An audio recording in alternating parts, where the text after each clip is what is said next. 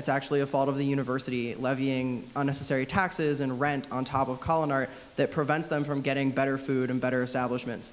So instead of taking that route where we're going to get better food in the Carnegie Cafe and make empty promises to you because I know it can't happen, I'm making you a promise that I'm going to do everything in my power to ensure that Plaid Cash and probably Dynex gets accepted in the Oakland area, including Chipotle, so that we can at least fulfill half of everyone's dream. That being said, we're going to expand into Squirrel Hill and Shadyside. We know that the technology exists. The Eaton Park in Squirrel Hill accepts Dynex. So we know the university is willing to work on this front. Similarly, the subway on Craig Street accepts Dynex, and the Quiznos accepts Plaid Cash. So there's no reason that this initiative can't move forward, and it's something that I think students really want. They want more dining options, and I guess that's how we're going to tackle this issue. Thank you, guys. Matt, the next question is for you. Your campaign platform and initiatives are quite diverse. What do you really want to see changed in the community, and how will you go about accomplishing it? So, a lot of my platform initiatives are not exactly serious or realistic. I think a lot of it has to do with there's an element of satire in each one of my initiatives. A lot of it has to do with previous campaigns, previous campaign promises, a little bit of a SBP joke, I guess, for campaign. Other stuff, I guess, honestly, some things I am actually quite passionate about. It's not the rickshaw program, actually. There was one thing that I did mention. It's called, I kind of think of it as a tartan ticker. In the black chairs, there's a lot of space that is underutilized. In my high school, we had a little LED board that would have news go by it. I don't see why that couldn't be done in Cure Commons. Have a little LED news board go by, have the tartan contribute to it, have organizations contribute to it, even have like a national news feed contribute to it so people will actually look at it. I think that would be a pretty good initiative, and I think it would be a great way actually to get people involved more in the university. I guess that's one of them. Thank you, Matt. The next question is for Amy and Brian.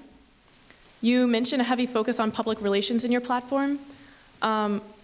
Besides postering, how do you plan to promote and maintain meaningful interaction between the executive branch and the student body?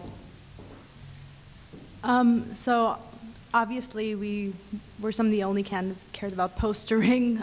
We think that's effective. We think chalking's effective. We think physical things are effective in addition to social media, like we've already mentioned.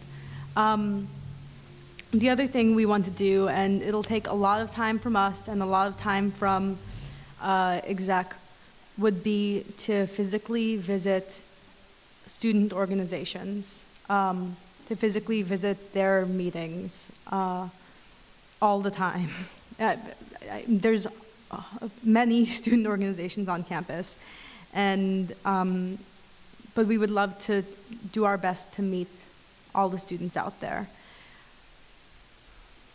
Yeah, both of us are very connected on campus. We didn't kind of talk about our credentials like the other people did, but we are very involved in campus, and we would be able to help use those connections to kind of get information out to the campus effectively. Thank you, candidates. The next question is for Will and Mila. In the past, you've been highly involved with transportation. Do you plan to continue this, and what challenges do you see ahead of you? Yeah, hey there. I think this depends on what happens with the Port Authority, honestly. My biggest thing was reactionary, because Jake was actually doing a fair bit of stuff, and Andrew Schwartz, in terms of the transportation task force, I wasn't as involved in. My involvement here has been making sure that what I feel are vital services, what actually Michael Murphy and Dr. Cohen have told me are vital services to the university, stay here. So if they're gone, I've already talked with Michael Murphy a bit about this. I have the connections, and will be establishing connections actually sort of with Port Authority, with Harrisburg in the coming weeks, to make sure that stuff like the buses stay intact. That being said, you know, if everything goes fine, the buses are saved, you know, people are dancing in the streets with joy, then it's up to us, I think, to go through our feedback collection to see what people want in terms of initiatives. I know there have been talks of like loop bus, stuff like that. That, I think, is something more of Senate.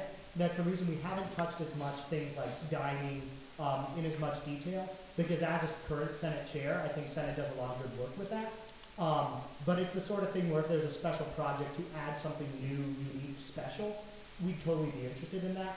But I think we have other things to tackle, and probably seeing as though this is the biggest turnout I've seen in a Senate election here.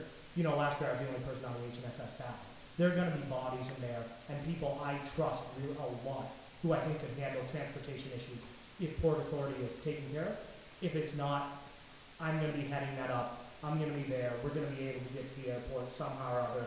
Michael Murphy has alluded to this as well. Other things with transportation, Joan Seth mentioned parking. That's something I looked into as well. I was just recently informed by Jason, the president of GSA, who was talking with Dr. Murphy, that that's actually his top 3 priorities in the next few years is figuring out parking. And that's something I'd be happy to partner in conversations with. Thank you. The next question is for Brian and Amanda.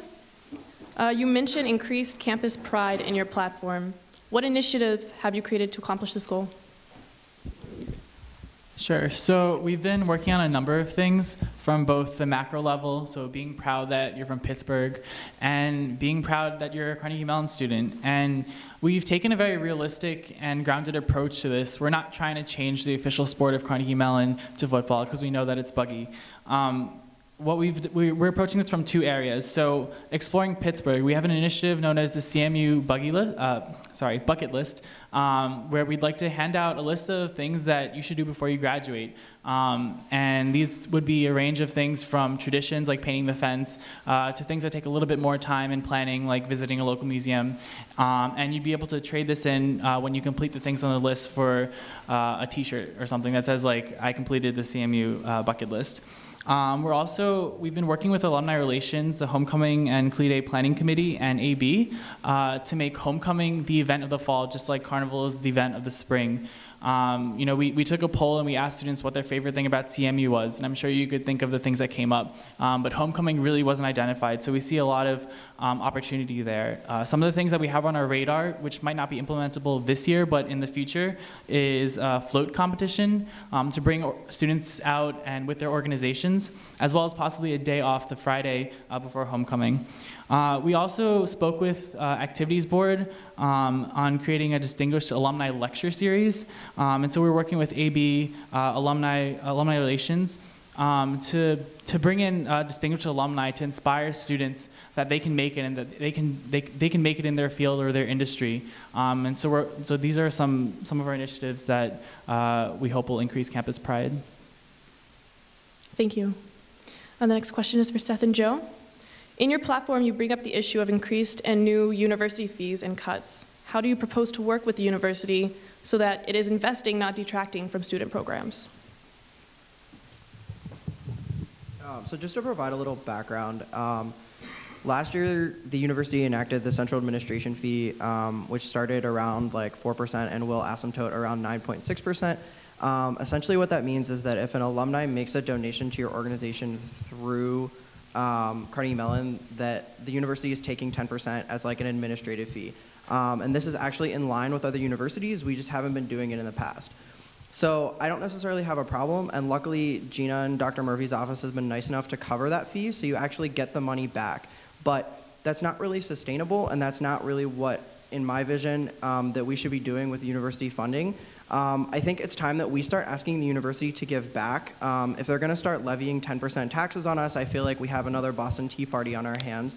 And I think as students, it's our responsibility to be civil, not hostile, like the Boston Tea Party, and start asking for the university to give back to us. So, for example, Carnival is a huge event. It affects all students, but as a byproduct of that, it gives the university great publicity, and it actually causes alumni to increase their donations. So Alumni Relations does a lot of work in putting money and effort and time and help into Carnival, but the university itself doesn't. So I think it's time that As students, we express the fact that we want the university to give back to us. We're giving to the university in terms of the Loyal Scott program, in terms of what we pay in tuition and the time that we put in, and the university really doesn't offer much back to us other than education. And 20 years ago, that was a great model. It followed what other universities were doing, but if we want to be in line with our sister universities, it's time that the university, that Carnegie Mellon starts giving back to its students. Thank you. Matt, the last question is for you. How have your past experiences at Carnegie Mellon made you a good candidate for student body president?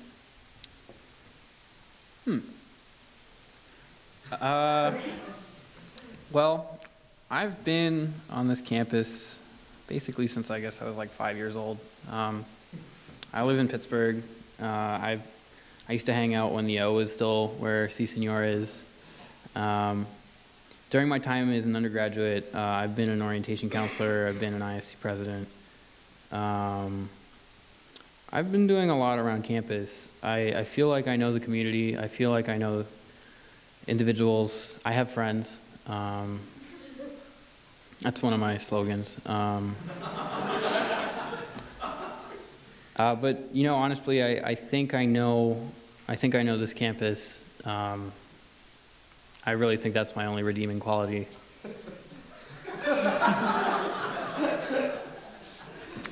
Thank you, Matt. Now we're going to transition to audience questions. So if you guys have any questions, if you'd make your way down to the mic. We're kind of ahead of schedule, so it's time for lots of audience questions. And we are going to keep to the time limit, so candidates keep that in mind as you're answering the questions. And if you're ready, whoever's first in line can go right ahead.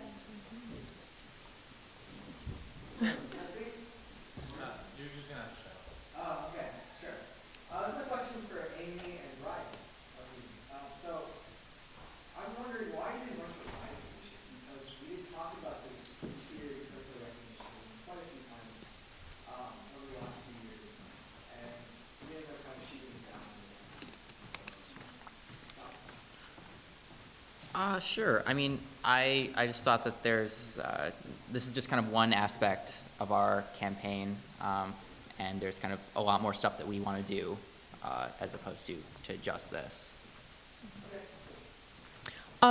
Just a note, I'm going to repeat the question into the microphone because we're recording this on WRCT, so yes, just to let you know, I'm not just parroting for no reason. Anyway, go ahead. All right, my question's going to go to Seth and Joe. Just specifically talking about that last point that you were talking about, that the university giving back to you.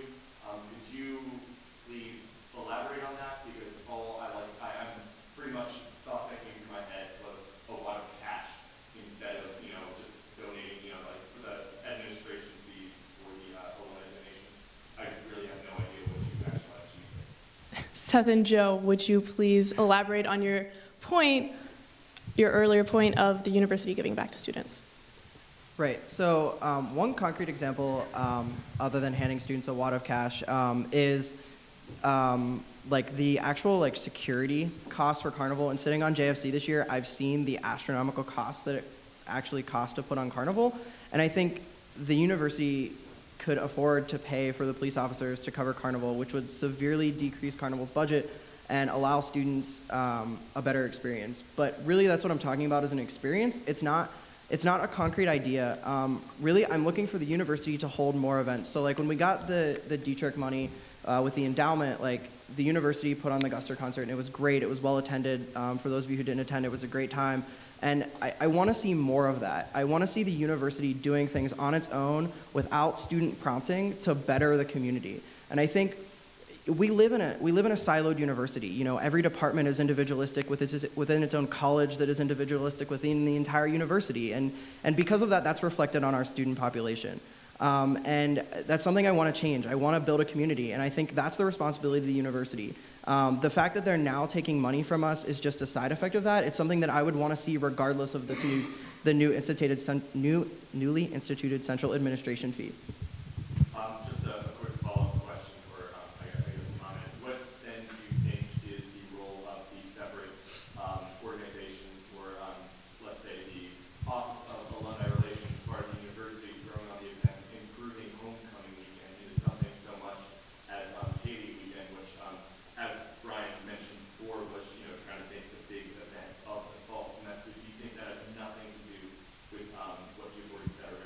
Right, and I think alumni relations has done a really great job, like